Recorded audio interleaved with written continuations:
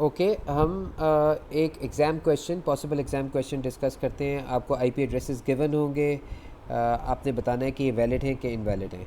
अब एक बात आपको पता होनी चाहिए, आईपी वर्जन 4 एड्रेसेस जो हैं वो, ये मैंने गलत लिखा हुआ है, 32 डिजिट्स नहीं 32 बिट्स लॉन्ग होते हैं, 32 बाइनरी डिजिट्स लॉन्ग होते हैं। ओके अगर 32 बिट वैल्यू है तो उसके 4 ग्रुप्स बनाए जाते हैं, 8 बिट्स के 4 ग्रुप बनाए और हर 8 बिट्स को आपने डेनरी वैल्यू में कन्वर्ट कर दिया। ये आप देख रहे हैं, ये 4 डेनरी वैल्यूज़ हैं। 8 बिट्स के 4 ग्रुप बने, उनको फिर हमने उस 8 बिट्स को अलहदा से डेनरी वैल्यू में कन्वर्ट किया, अगले 8 बिट्स को अलहदा डेनरी वैल्यू, अगले को अलहदा डेनरी वैल्यू और उससे अगले को अलहदा डेनरी वैल्यू।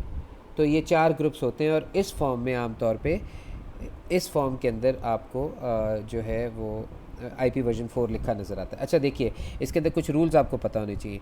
ये जो 4 डेनरी वैल्यूज़ आ रही है ना, ये जो 4 डेनरी वैल्यूज़ आ रही हैं, इनमें आपने इस चीज़ का ख्याल रखना है कि मिनिमम वैल्यू 0 हो सकती है किसी की भी, और मैक्सिमम वैल्यू 255 हो सकती है।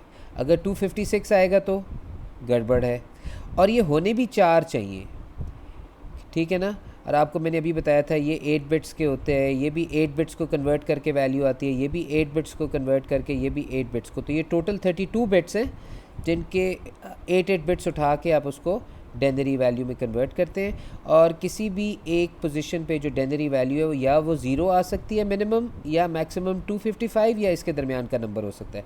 चलें अब जल्दी से देखते हैं कि ये जो वैल्यूज़ हमें गिवन है ये वैलिड है कि इनवैलिड है। तो ये 208 वैलिड वैल्यू है, 76 वैलिड है, 29 वैलिड है, 100 वैलिड है, और ये टोटल 4 डिफरेंट वैल्यूज़ हैं। हमने देखा ना डॉट से सेपरेट की हुई ये 4 वैल्यूज़, तो ये तो वैलिड है। ओके अगले वाला आईपी एड्रेस देखते हैं। 195 ठीक है, 77 ठीक है, 260 is not allowed right. Maximum value क्या हो सकती थी, 255 हो सकती थी।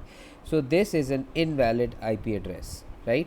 इस वाले को देखते हैं, उसने आईपी एड्रेस हेक्साडेसिमल फॉर्म में लिख दिया है। अब अगर आप 8 बिट्स को कन्वर्ट करेंगे हेक्साडेसिमल में तो 2 हेक्साडेसिमल डिजिट्स हो सकते हैं ना, जो कि किसी भी हेक्साडेसिमल डिजिट की वैल्यू क्या हो सकती है, मिनिमम 0, मैक्सिमम क्या हो सकती है, एफ़ हो सकती है। तो अगर हम इन 8 बिट्स को कन्वर्ट करेंगे तो या 00 या मैक्सिमम एफ़ वैल्यू हो सकती है राइट। 8 बिट्स में से 4 बिट्स का ये हेक्साडेसिमल डिजिट, 4 बिट्स का ये हेक्साडेसिमल डिजिट, या फिर मैक्सिमम वैल्यू क्या होगी, 4 बिट्स को कन्वर्ट करेंगे तो ये वाला हेक्साडेसिमल डिजिट आ गया, और 4 बिट्स को कन्वर्ट करेंगे ये वाला हेक्साडेसिमल डिजिट आ गया। तो यहाँ पे देखते हैं 2A बिल्कुल ठीक है। ये 8 बिट्स को आपने 2 हेक्साडेसिमल डिजिट में कन्वर्ट कर दिया, अगले 8 बिट्स को 2 हेक्साडेसिमल डिजिट में कन्वर्ट कर दिया, अगले 8 बिट्स को 3 हेक्साडेसिमल डिजिट में कैसे कन्वर्ट कर सकते हैं, 8 बिट्स के तो 2 ही हेक्साडेसिमल डिजिट्स बन सकते हैं, तो ये गलत है। और दूसरी बात यहाँ पे ऑब्ज़र्व करने की ये है कि हेक्साडेसिमल डिजिट जे तो हो ही नहीं सकता, उसकी वैल्यू 0 हो सकती है, 0 से लेके एफ़ तक कोई भी वैल्यू हो सकती है, तो इसलिए ये गलत है। This is an invalid IP address. अच्छा इसको देख लेते हैं, 2 हेक्साडेसिमल डिजिट्स होने चाहिए ना, 8 बिट्स को कन्वर्ट किया तो एफ़ ठीक है, F1 भी ठीक है, 25 भी ठीक है, 36 भी ठीक है। याद रखिए ये सारे हेक्साडेसिमल फॉर्म में हम लिख रहे हैं, ये ऊपर जो था ये हमने डेनरी फॉर्म में लिखा हुआ था राइट। और ये भी वैलिड हो गया। अब ये देखिए इसमें ये सारी वैल्यूज़ तो वैलिड हैं, 0, 35, 255, पर ये देखें ना, एक तो ये डेनरी फॉर्म आ गई ना 255 राइट, ये 35 ये भी ठीक है, 0 से लेके 255 तक कोई भी वैल्यू हो सकती है, 0 भी ठीक है, पर ये तो टोटल 3 वैल्यूज़ आ रही हैं, 3 ऑक्टेट्स आ रहे हैं, 3 वैल्यूज़ आ रही हैं, तो इसके अंदर तो 4 वैल्यूज़ होनी चाहिए ना, 1, 2, 4 डेनरी नंबर्स होने चाहिए डॉट से सेपरेट किए हुए, तो दिस इज़ इनवैलिड राइट। इसको देखते हैं क्या ये वैलिड है, 20 ठीक वैल्यू है डेनरी, 256 गलत वैल्यू है, 255 से बड़ी वैल्यू नहीं हो सकती, तो ये भी इनवैलिड है। क्या ये वैलिड है, 39 is a good value, 45 is a good value, 255 is good, 255 is good, ये जो है सही आईपी वर्जन 4 एड्रेस है। तो हमने वैलिड और इनवैलिड जो हैं वो सारे उनको डिटेक्ट कर लिया। देखिए इसके बाद IP वर्जन 6 जो है, IP वर्जन 4 के बाद IP वर्जन 6, IP वर्जन 4 जब दुनिया में ख़त्म होना शुरू हो गए, बहुत सारी नेटवर्किंग डिवाइसेस आ गई, हर किसी को IP एड्रेस चाहिए था, IP वर्जन 4 एग्जॉस्ट हो गया, तो फिर हमें नए IP एड्रेसिंग स्कीम की ज़रूरत थी, तो IP वर्जन 6 आया। ये 128 बिट्स लॉन्ग होता है। अगर आप 128 बिट्स को हेक्साडेसिमल में कन्वर्ट करेंगे तो याद रखिए 4 बिट्स का एक हेक्साडेसिमल डिजिट होता है, इसीलिए हमने 128 बिट्स को जब 4 से डिवाइड किया तो हमें पता चला कि ये टोटल 32 हेक्साडेसिमल डिजिट्स के अंदर इसको कन्वर्ट किया जाता है।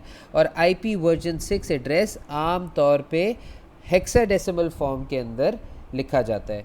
तो ये देखिए, ये एक IP वर्जन 4 एड्रेस है, और ये आप देख सकते हैं ये 4 हेक्साडेसिमल डिजिट, ये अगले 4 हेक्साडेसिमल डिजिट, ये अगले 4, ये उससे अगले 4, ये उससे अगले 4, ये उससे अगले 4, उससे अगले 4, अगले 4, ये तकरीबन ये 32 होने चाहिए, राइट। 1 2 3 4 5 6 7 8, राइट। ये तो ये 8 ग्रुप्स हैं, और हर ग्रुप के अंदर कितने हेक्साडेसिमल डिजिट्स हैं? 4 हेक्साडेसिमल डिजिट्स हैं। अच्छा, क्या ये वैलिड है? बिल्कुल वैलिड है। कोई भी हेक्साडेसिमल डिजिट ऐसा नहीं है जो 0 या F की रेंज से बाहर हो, ऐसी है ना। 2 है, 0 है, 0 है, 1 है, यहाँ पे कोई भी ऐसा इस रेंज से बाहर नहीं है। 0 और F जो है, 0 से लेके F तक कोई भी हेक्साडेसिमल डिजिट वैल्यू हो सकती है। अच्छा, तो ये वैलिड है। आम तौर पे कभी कभार इसको IP वर्जन 4 वर्जन 6 एड्रेस को एब्रीविएट करके, छोटा करके भी लिखा जा सकता है। छोटा करके कैसे लिखा जा सकता है? जो फॉर एग्ज़ाम्पल ये पहला ग्रुप तो मैंने कॉपी कर लिया है, दूसरा ग्रुप 0 से स्टार्ट हो रहा है। ये जो स्टार्टिंग 0 होता है ना ग्रुप का, या जितने भी स्टार्टिंग ज़ीरोज़ हैं इनको इग्नोर किया जा सकता है। तो अगर मैं DB8 लिखूँगा यहाँ पे, तो इसका मतलब ये है कि ये स्टार्ट में 0 था, मैंने वैसे ही लिखते हुए उसको लिखा नहीं है। अलबत्ता ये पता चल जाएगा कि ये तो 3 डिजिट्स हैं, राइट, 3 हेक्साडेसिमल डिजिट्स हैं, होने 4 हैं। चौथा क्यों नहीं लिखा? क्योंकि शुरू वाला 0 था। अब ये उसके बाद देख लें, ये जो है ये 4 ज़ीरोज़ हैं, राइट।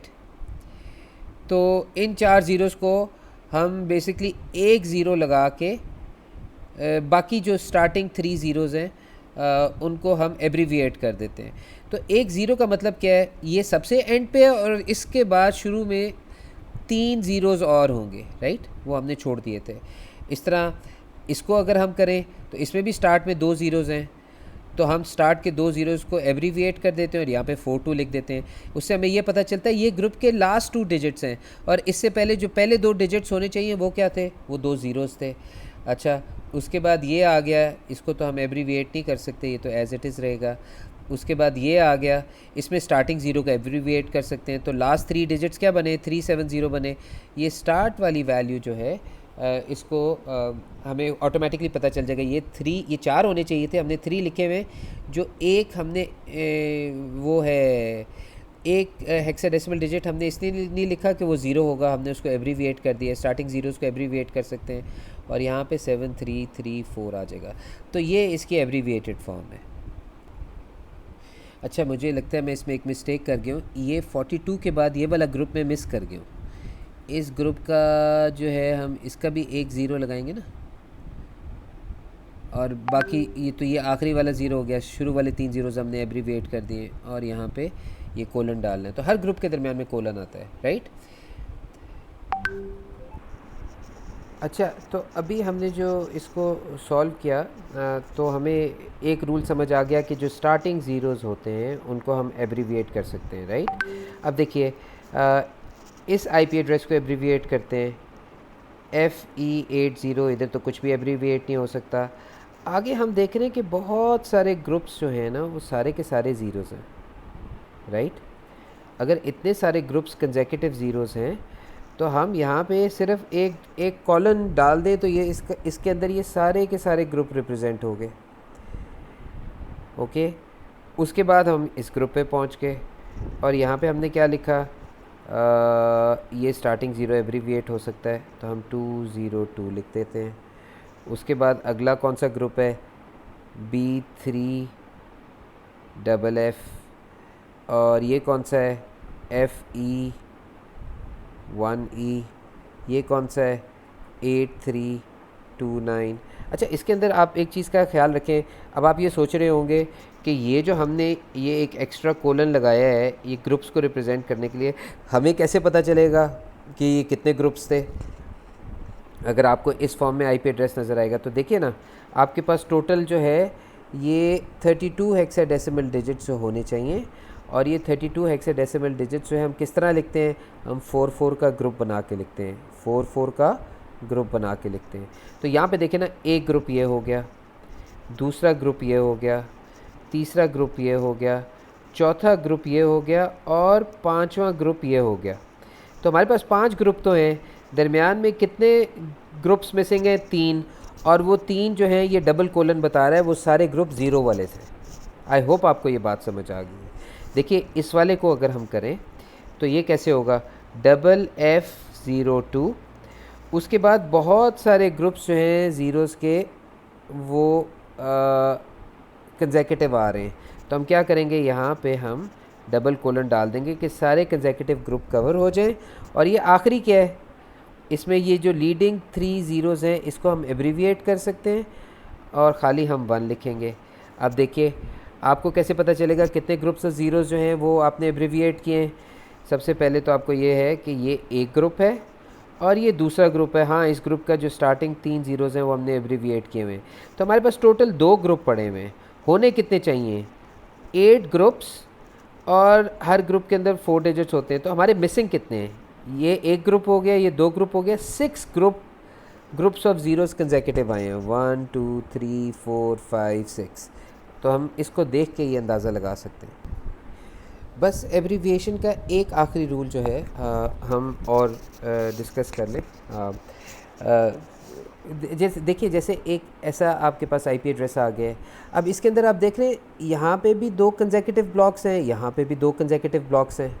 तो डबल कोलन से हम एब्रीविएट कर सकते हैं ना, मगर इन दोनों में से किसी एक को कर सकते हैं। याद रखिए, जब बहुत सारे कंसेक्यूटिव ब्लॉक्स हों, जैसे ये एक ब्लॉक है, इसकी दोनों साइड पे कंसेक्यूटिव ब्लॉक्स हैं, तो इन दोनों में से किसी एक को आप एब्रीविएट कर सकते हैं। तो आप इस तरह लिख सकते हैं 2001 DB8। स्टार्टिंग ज़ीरो तो आप हमेशा एब्रीविएट कर सकते हैं ना किसी भी ग्रुप का। और लेट्स से हमने इन 2 को एब्रीविएट कर दिया, राइट, इन 2 ग्रुप्स को, और फिर यहाँ पे 42 लिख दिया इसकी जगह। और फिर ये जो है, अब इन दोनों को हम डबल कोलन के साथ नहीं रिप्रेजेंट कर सकते। इसका जो है एक ज़ीरो लगा दिया, मतलब है कि ये आखिरी डिजिट है और इसके साथ के शुरू के 3 ज़ीरोज़ मिसिंग हैं। उसके बाद इसका अलहदा से एक ज़ीरो लगा दिया, ये आखिरी ज़ीरो है और इसके साथ शुरू के 3 ज़ीरोज़ हैं। और उसके बाद 882E लिख दिया। तो इसको इस तरह भी लिख सकते हैं, और इसी सेम आईपी एड्रेस को हम इस तरह भी लिख सकते हैं। ये 2001 DB8। हमने अब की बार इन 2 को एब्रीविएट नहीं करना है, बल्कि हमारी चॉइस है, हम इन 2 को एब्रीविएट कर लेते हैं। तो इसको एब्रीविएट करने की बजाय इस ग्रुप का एक आखिरी ज़ीरो लगा देंगे। इसका मतलब है शुरू के 3 जो हैं हमने नहीं लिखे, इसका भी आखिरी ज़ीरो लगा देंगे, शुरू के 3 ज़ीरोज़ हमने नहीं लिखे। इसका 42 लिख देंगे, शुरू के 2 ज़ीरोज़ हमने एब्रीविएट कर दिए, नहीं लिखे। और फिर ये जो ग्रुप आ रहा है हमारे पास, 2 कंसेक्यूटिव जो है आपके पास 4-4 के ग्रुप से एक साथ आ रहे हैं, तो हम यहाँ पे ये कोलन लगा देते हैं और 882E। तो वो सेम आईपी एड्रेस को हम इस तरह भी लिख सकते हैं, शुरू वाले ग्रुप्स को एब्रीविएट कर दिया, या फिर इस तरह भी लिख सकते हैं कि ये जो बाद वाले 2 ग्रुप्स हैं, कंसेक्यूटिव ग्रुप्स हैं, उनको इस तरह एब्रीविएट कर दिया। याद रखिए, दोनों पूरे अगर आपके पास एक ऐसा आईपी एड्रेस है जिसमें बहुत सारे ग्रुप्स हैं जो कि अलग-अलग एग्जिस्ट करें, जैसे ये वाला और ये वाला, तो इन दोनों में से किसी एक को एज ए ग्रुप, ये डबल कोलन कंसेक्यूटिव ग्रुप्स के लिए यूज़ होता है। तो इस तरह आप एब्रीविएट कर सकते हैं।